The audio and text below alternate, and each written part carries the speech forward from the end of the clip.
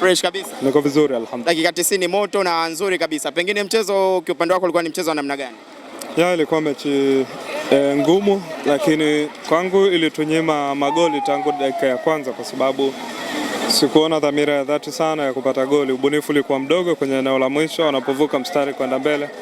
Hakuwa na kasi kubwa ambayo unge expect kwamba watu wanaweza kupata matokeo ya haraka hivyo kama ambavyo labda tulitaraji kwamba ingekuwa hivyo, lakini nafikiri muda mwingi wachezaji wao wengi walijikita tu kwenye kucheza, kupossess na kutengeneza nafasi ambazo zilikuwa ngumu, naweza kusema hivyo. Mpaka sasa hivi hata ukiniuliza nafasi gani ilikuwa ya wazi sana kwa timu zote mbili, inawezekana nikakosa majibu, lakini nafikiri timu zote zilikuwa zinacheza tu kawaida na zimebalance sana. Siku mpaka siku zinavyozidi kwenda ni kama Yanga wanazidi kushuka kiwango. Pengine unahisi shida yako itakuwa ni kitu gani? Kuna maeneo mawili. Kuna namna ya kuapproach match to match, alafu kuna performance.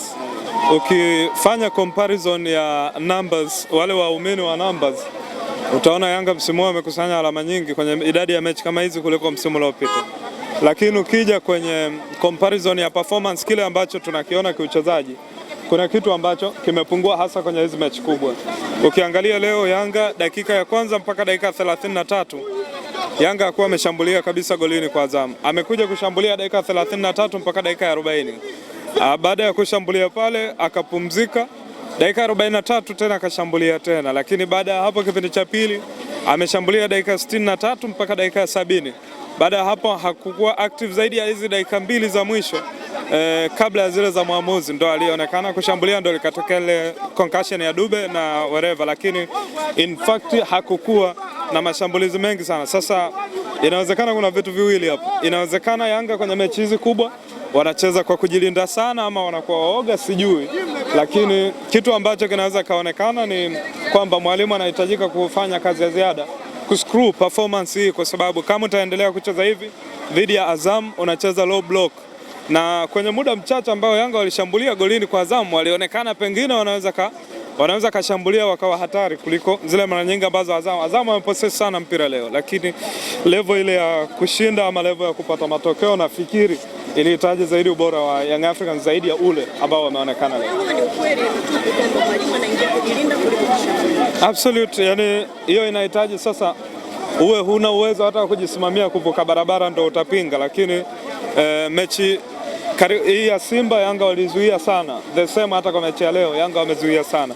Sasa sijajua kama ni mpango kazi wa mwalimu kuzuia ama ni wachezaji wenyewe ndo ambao utekelezaji wa mbinu ya mwalimu unakuwa mgumu. Pengine unafikiri wanawini wa wawini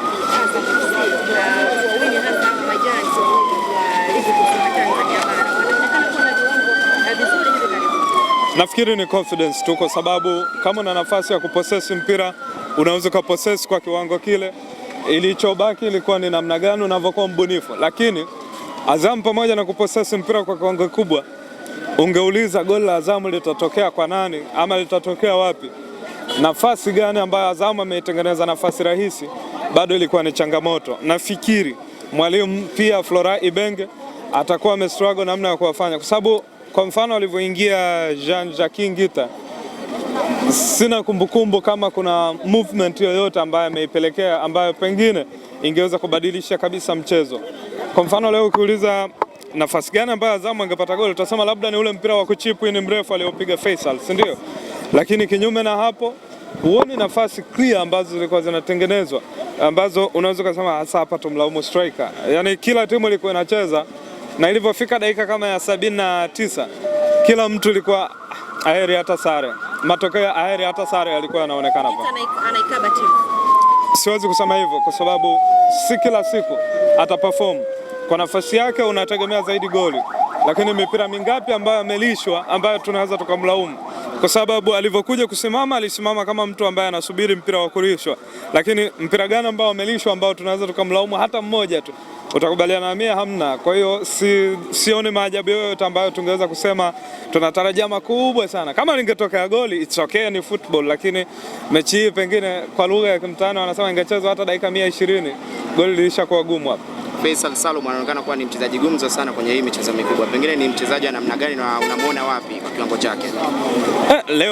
Leo tukianza kusema Faisal ni mchezaji wa namna gani, hakuna asiyejua ubora wa Faisal Salum Abdallah. Kinachobakia ama kinachosalia ni ile tu mwendelezo kutoka mechi moja hadi mechi nyingine, na kama kiendeleza kile ambacho anakifanya sasa hivi anaweza kudeliver zaidi ya hivi, kwa sababu hakuna asiyemjua Faisal. Tangu Faisal kwa sisi ambao tumeona tangu cheza Maisara, wala ushangai hiki anachokifanya sasa hivi. Ni mchezaji mwenye confidence tangu angali mdogo. Ni confidence tu na kushinda mipira mingi, lakini pia kuwa na hakika, kufanya risk taking. Uweze kushinda mpira kama ukufanya risk taking. Ndio maana kuna muda unamwona anaamua tu, kuna kirungu kimoja akakichomoa hapo Zimbwe kakiblock, si ndio?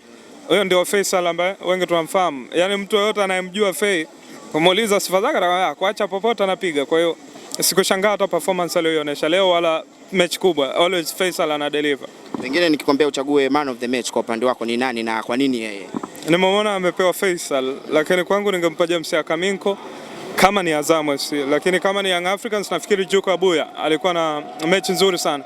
Na labda mimi ni question kitu hapa, mtaniwia radhi ambao mtakwazika. Sijui mwalimu wa Yanga naona nini ambacho si hatukioni kwa Mudathiri. Nafikiri Mudathiri alikuwa na game bora sana leo. Sijui mwalimu ilikuwa aje akamtoa. Na mimi nikifikiri sababu ya kwanza ya Yanga ilipaswa kwa ya Laurindo Depo. Depo ni fox in the box. The same kama ilivyotokea mechi ya Simba. Anasubiri mpira unaotua kwenye eneo la mwisho. Lakini Mudathiri ndo alikuwa mchezaji ambaye alikuwa na touches nyingi zaidi kwenye ile eneo la mwisho la Yanga. Na ukizungumza mchezaji ambaye angeweza kuinfluence goli muda wote, alikuwa Mudathiri kuliko Depo. Sijui mwalimu anaona nini ambacho sisi hatukione mpaka namtoa kila mechi, lakini nafikiri mwalimu mwenyewe anajua zaidi kwa sababu ana train nao, lakini kwa Mudathiri haya nafikiri alikuwa na performance bora na kustahili kutoka kwa muda ule. Kwa hiyo ni kama mwalimu pia aliua mechi yeye mwenyewe. Kiwango cha Alan Okello unakizungumziaje? Mchezaji mzuri. Mchezaji ambaye ukisema ni mbaya lazima uwe na sababu nyingi sana, kwa sababu timu inayozuia muda wote utaonaje ubora wa Okello? Okello ni offensive minded. Mchezaji hajatengenezwa kwenye misingi ya kuzuia dakika nyingi. Leo unamweka kwenye eneo ambalo anakimbia mita karibu 30 ndo alikute goli. Hawezi kupa kitu chochote cha tofauti. Kwa hiyo ni swala la Yanga wenyewe kwenye matumizi yao, wamtumie vizuri, wanaweza kupata kitu cha tofauti. Kuna malalamiko kuhusu refa. No, wasizungumzie marefa. Sizungumzie kabisa marefa kwa sababu mimi ni kama wewe tu. Nilikuwa natazama mara moja. Mimi natangaza mpira, sivyo? Na ninayetangaza na kuwa kwenye heka zaidi pengine kuliko aliyekuwa anatazama, si ndio? At least ningeweza kuona marejeo, ningeliweza kuwa na maoni tofauti nayo, lakini kwa kile ambacho mimi nakiona mara moja siwezi kucomment chochote, nitakuwa namuongopea hata Mungu wangu. Kwa tunatarajia ndani ya dirisha dogo wachezaji na usajili huwa anakuja moja kwa moja kwenye kikosi, lakini tunaona Buba toka asajiliwa hapati muda kucheza. Pengine ni mchezaji ambaye amekumbwa na majanga gani? Ni performance tu, kwa sababu hauchezi kwa dua, yani lazima uperform. Ukiona wewe mchezaji mpaka useme Mungu akinijali nikaamka salama, wewe mpira kwako utakuwa mgumu. Lakini kwa Buba Jammeh anahitajika kuongeza performance yake, wala sio kitu kingine. Shortcut ya kucheza ni kuendelea kuonesha performance ama kuendelea kuonesha uwezo bora. Kinyume na hapo hakuna miujiza. Kwa mfano mechi kama leo Buba Jammeh ungemchezesha wapi? Winga yoyote. Unamtoa nani? Kwa hiyo bado ilikuwa ni ngumu. Nafikiri pia mwalimu wa Yanga anajua, kwa sababu anaona wanavyotrain, anaona wanavyocheza kwenye mechi. Buba Jammeh ana kasi lakini sio stiff kwa kiwango ambacho Yanga wanaweza kawa wanahitaji.